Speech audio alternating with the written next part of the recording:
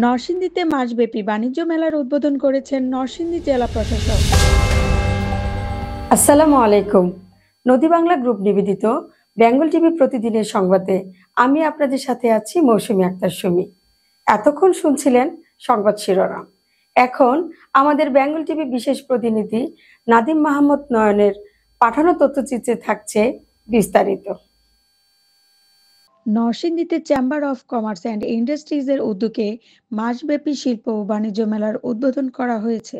শুক্রবার 24শে জানুয়ারি বেলা 11টার দিকে নরসিংদী পৌর পার্কে এই মেলার উদ্বোধন করা হয়। চেম্বার অফ কমার্স অ্যান্ড ইন্ডাস্ট্রিজের প্রেসিডেন্ট রাশেদুল হাসান রিন্টুর সভাপতিত্বে মেলার উদ্বোধন করেন নরসিংদী জেলা প্রশাসক মোহাম্মদ রাশেদ হোসেন চৌধুরী।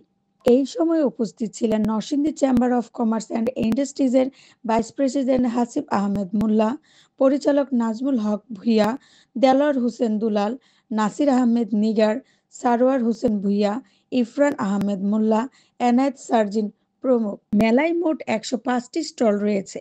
টিকিটের মূল্য নির্ধারণ করা হয়েছে 20 টাকা।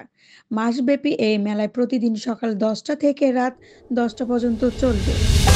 এতক্ষণ আমাদের সাথে থাকার জন্য আপনাদের ধন্যবাদ। এরকম নতুন নতুন খবর পেতে আমাদের বেঙ্গল টিভি ওয়েবসাইটটি ভিজিট করুন ও ফেসবুক পেজটি ফলো করুন, ইউটিউব চ্যানেলটি সাবস্ক্রাইব করুন ও বেঙ্গল টিভির অ্যাপসটি ডাউনলোড করুন।